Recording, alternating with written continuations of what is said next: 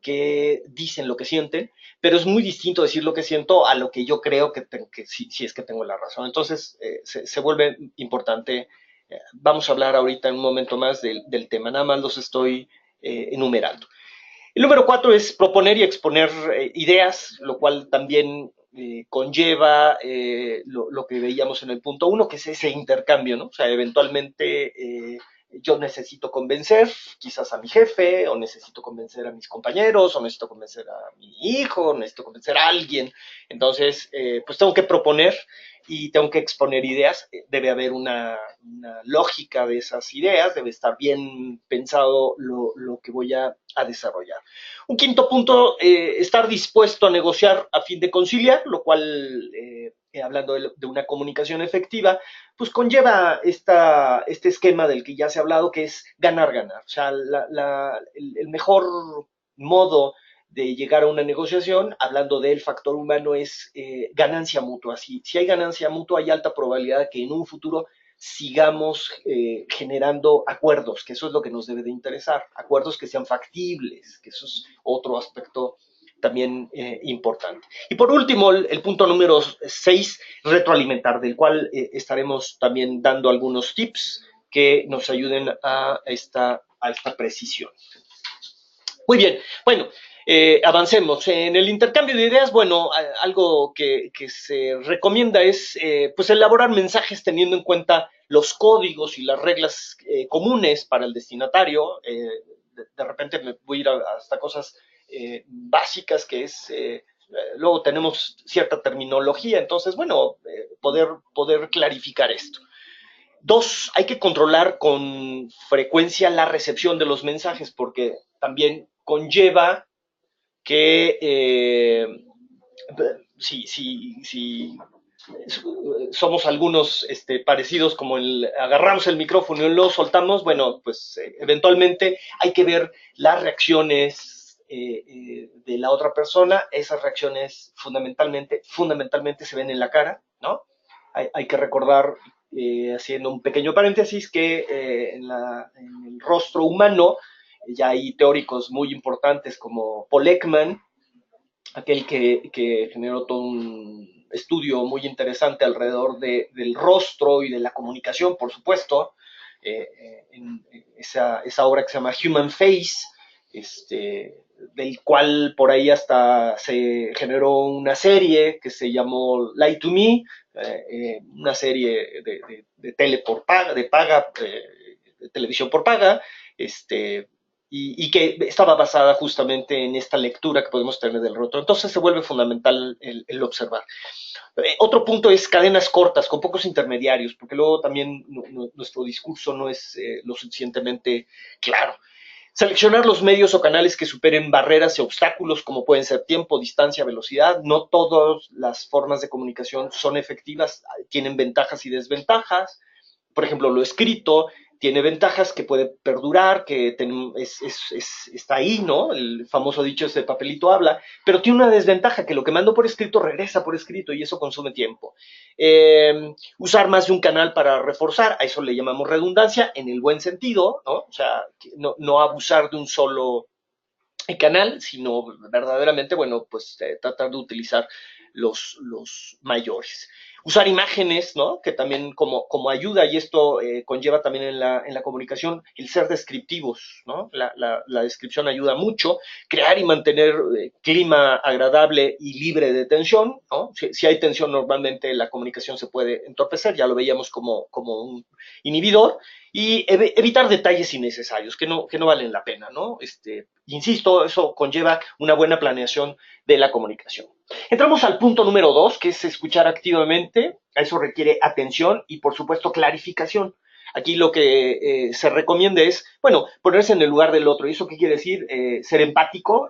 La empatía es un tema que aparentemente todo el mundo lo ubica, lo entiende, ponerse en los zapatos del otro. Es una de las tantas referencias que tenemos, pero la empatía va más allá, ¿no? La empatía habla de niveles y hay que ir desarrollando ciertos niveles. Entonces, la empatía es cuando me puedo poner en el mismo lugar emocional del otro. Eso es lo que se vuelve fundamental. Ahora, la empatía es muy útil, hago una acotación, para calidad en el servicio, por ejemplo, ¿no? Con clientes enojados. Entonces, la comunicación y la empatía en ese sentido se vuelven fundamentales.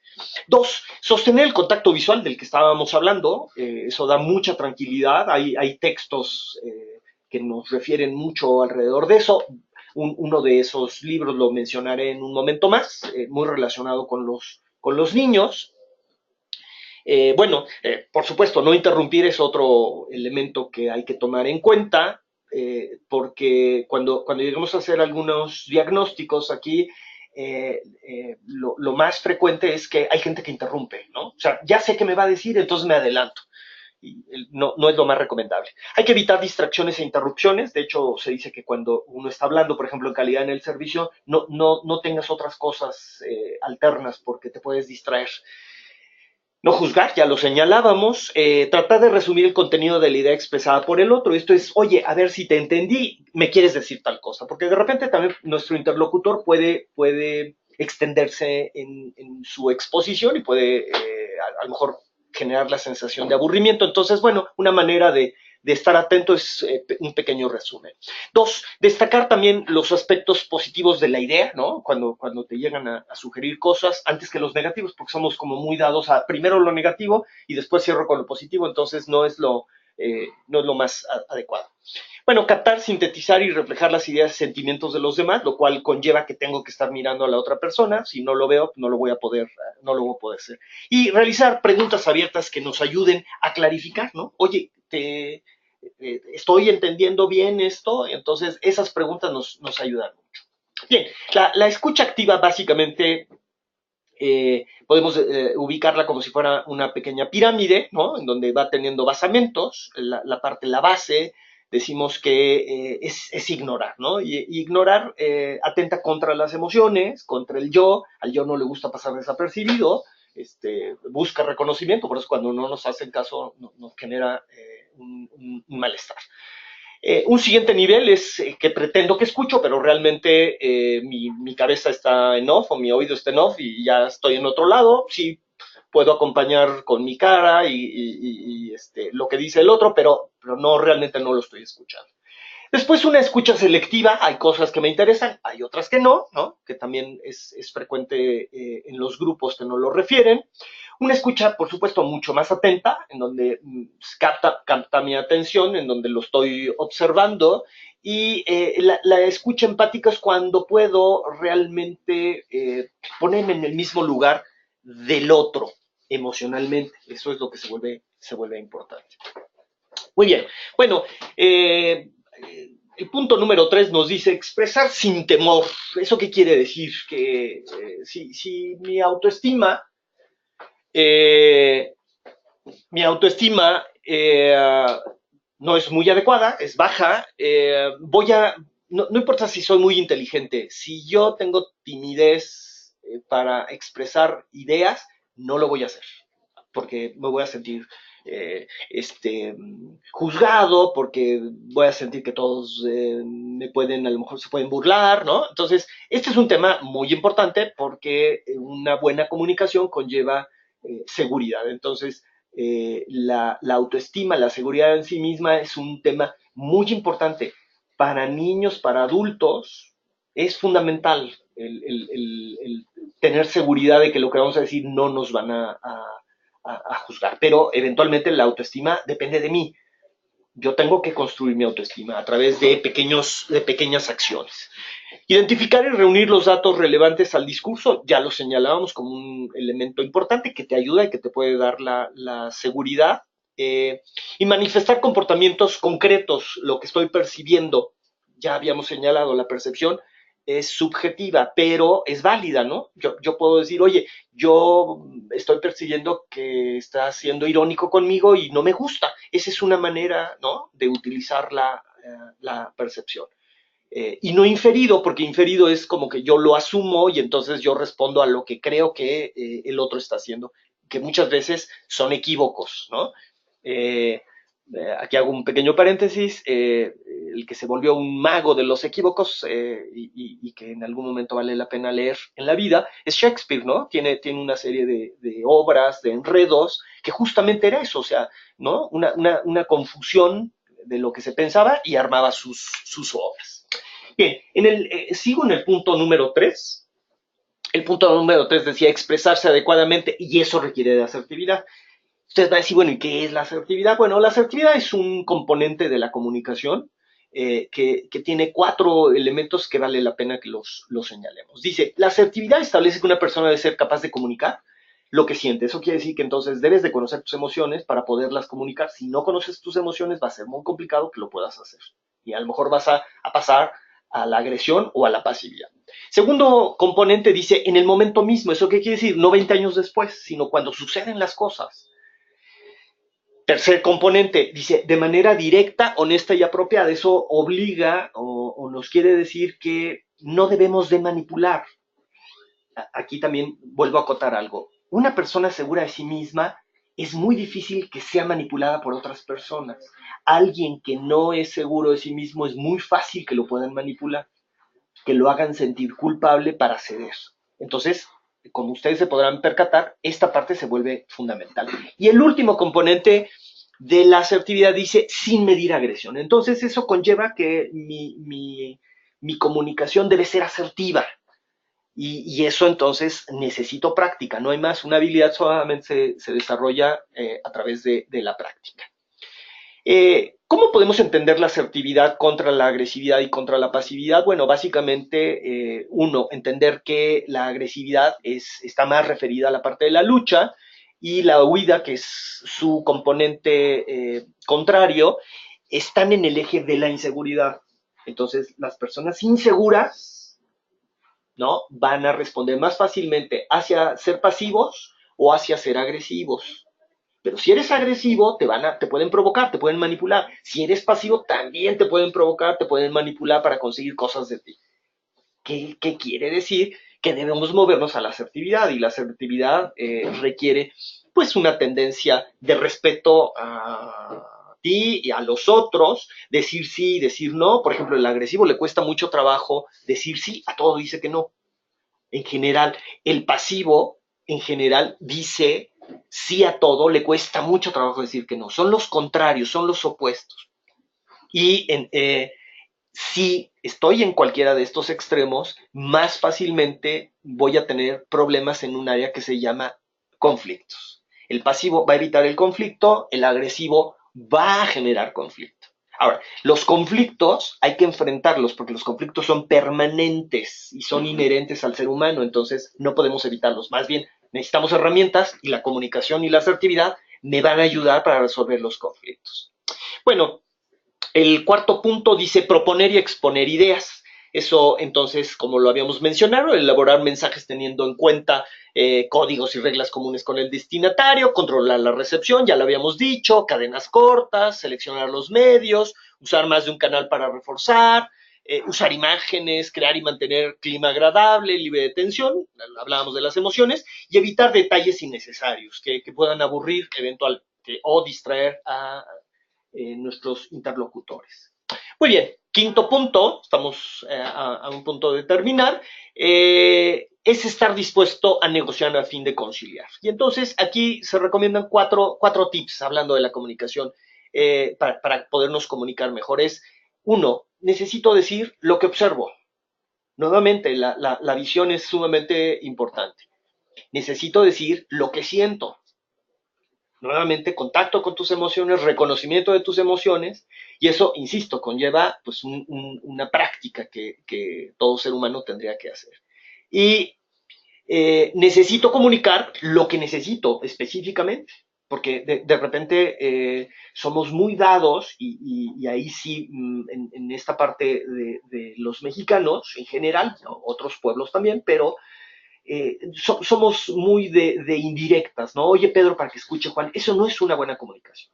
O sea, la indirecta, incluso luego nos enojamos, ¿no? Porque les mandamos indirectas y los otros no la cachan, ¿no? Y nos parecen obvias a nosotros, pero la indirecta es eso y no una comunicación, como lo decíamos en la asertividad, directa, honesta y apropiada. Y para comunicarme mejor, ya que digo lo que necesito, es lo que estoy pidiendo. Entonces, lo que pido. Y eso, insisto, se vuelve fundamental, que me debe de llevar a una mejora, ¿no? A ir aterrizando elementos de mi discurso para poderlos transmitir como yo quiero. Eso es lo que se vuelve importante. Entonces, si tú quieres, bueno, pues eso es planificación. Y por último, revisamos la parte de retroalimentar, ¿no? Y aquí, bueno, pues algunos elementos que son claves es, pues siéntate, ¿no? Cuando converses con otra persona, que no se note la prisa o el desinterés, porque le pega a las emociones. Recordarán que las emociones son fundamentales para los seres humanos y no nada más para la comunicación, y que se vuelve, en ese sentido, se vuelve importante. Aquí quiero cerrar con un texto que puede ser muy interesante para los que somos papás, pero los que no somos papás también lo podemos leer. El libro se llama ¿Cómo hablar para que los niños escuchen? Repito, ¿cómo hablar para que los niños escuchen? Coma, y cómo escuchar para que los niños hablen. Repito, y cómo escuchar para que los niños hablen. La editorial es Diana, son dos autoras, los apellidos son Faber y Maslich. Sumamente interesante porque el libro plantea esquemas muy claros de una buena escucha, de una escucha atenta, empática con los niños, y por el otro lado, que ellos vayan desarrollando esta habilidad de ser asertivos. Si es que lo practican los papás en casa, haremos niños pues más asertivos y ciudadanos, ¿no? Que podamos lidiar con todos los temas de nuestro cotidiano. ¿Ok? Muy bien, pues quiero agradecer, muchas gracias, y estoy atento a sus dudas, sus preguntas. Alejandro, muchas gracias. Como bien lo dices, vamos a dar paso a atender las preguntas, comentarios que nos hagan los participantes. Luciano Tiscareño, gusto en saludarte. Nos pide fuente bibliográfica sobre imposibilidad de multitask. De multitask, de las multitareas, sí, la referencia incluso en una manera muy agradable, la tiene una colección que se llama de National Geographic, que se llama Juegos Mentales, y hay un libro que se llama Ladrón de Cerebros, el autor se llama Pérez Tupiñá. La editorial no la recuerdo ahorita, de Ladrón de Cerebros, pero se consigue fácilmente. Son textos científicos de un periodista científico que fue invitado por muchas universidades, el MIT, Harvard, a que pudiera difundir. Es alguien que difunde los avances científicos. Altamente recomendable, y se puede conseguir fácilmente. Grecia Ramírez nos pregunta, Grecia, buenas tardes, gracias por su participación. Dice, una duda, cuando tu personal, un equipo de trabajo, no te permite hablar, es decir, te interrumpe continuamente, ¿cómo puedes hacer para que mejore la comunicación de ellos hacia ti, ya que es sin que se sientan, perdón, que sientan que sus ideas no son escuchadas. No son escuchadas. Bueno, por lo que estoy deduciendo de la pregunta es que eventualmente ellos interrumpen, y entonces esa es una mala práctica. Entonces uno es, te escucho, pero ya te escuché, ahora me toca a mí. Y esa forma... ahora, si lo que quieres son escuchar eventualmente ideas y sugerencias, una gran recomendación, tanto para líderes como para integrantes de los equipos, es, y esto lo sabemos ya, si el cerebro considera que ha encontrado una solución, deja de pensar en posibles soluciones. Entonces, el gran objetivo de un líder con el equipo es que desarrollen, o sea, no me traigas problemas, tráeme soluciones también. Lo recomendable son 3. Bueno, si se pueden más, pero 3 es un buen número. Hernán Cortés nos pregunta, Hernán, buenas tardes, gracias por su participación. Se dice que el 93% de la comunicación se realiza por el lenguaje corporal. ¿Qué piensa al respecto? Bueno, el porcentaje me parece un poco alto. Lo que tenemos es aproximadamente un 53%, pero eso quiere decir que es el 50% de la comunicación, lo no verbal. Ahora, tiene ventajas y desventajas. Ayuda a la comunicación, pero es poco controlable el lenguaje no verbal, ¿no? Gracias, Alejandro. Nos pregunta Jorge Mondragón. Jorge, gracias. Con regularidad me enfrento a situaciones en las que siento que mi opinión puede ser rechazada. Sé que debo expresarlas. No deben decírmelo. La pregunta es, ¿cómo le hago? Bueno, un tema del que estábamos hablando era la autoestima y cómo aquí el gran reto es cómo empiezo a creer en mí. Hay un viejo dicho que yo llegué a escuchar en la familia y decían que para ser torero hay que parecerlo. ¿Y qué quiere decir? Si lo podemos traducir, que te lo debes de creer. O sea, la autoestima empieza a trabajar en función de que tú te creas que eres capaz, que sabes las cosas. No tienes que ser un sabelotodo, una sabelotodo. Ese no es el objetivo de la autoestima. Pero tenemos áreas fuertes y esas áreas fuertes son las que tendríamos que ir manejando, ¿no? Incluso es poco coloquial lo que voy a decir, pero por ahí se dice, ¿no? Que verbo mata carita, lo cual quiere decir que eventualmente la seguridad que puede transmitir alguien es muy importante. Por eso es que recomendaba el libro de los niños, porque si les damos seguridad emocional, más fácilmente podrán argumentar cosas, ¿no? Aceptar eventualmente, pues que también podemos estar equivocados, no existe la verdad absoluta. Entonces, esa negociación que se vuelve útil, ¿no? Pero la autoestima, yo podría decir que es el megatema, porque es el que se relaciona con la asertividad, se relaciona con el manejo de conflictos, y alguien que es seguro no se deja manipular. Entonces, eventualmente, yo recomendaría, es lo primero que hay que hacer, hay que empezar a trabajar en la seguridad sí, en uno mismo. No entenderla, aquí sí quiero ser muy enfático, como alguien soberbio. El que es soberbio es inseguro. Alejandro, muchas gracias. Hernán Flores nos pregunta. Hernán, buenas tardes. Gracias por su participación. Uno de los puntos que mencionó en su plática es establecer contacto visual con quien estoy hablando. ¿Qué sugerencia me puede dar? Porque a mí me cuesta mucho trabajo. Ok, bueno, como todo hábito y como toda habilidad, pues requiere de pequeños intentos.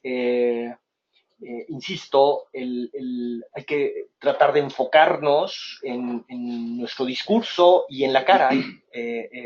Lo puedo hacer por lapsos cortos y eventualmente poco a poco iré desarrollando pues esa seguridad. Ahora, lo verdaderamente importante es, si es un tema que nosotros manejamos, eso nos da confianza. Y insisto, la repetición es lo que marca la diferencia para cualquier hábito, cualquier habilidad. Grecia Ramírez nuevamente nos establece una pregunta. Dice, ¿una negociación pierde valor o importancia si es que no se logra en el momento?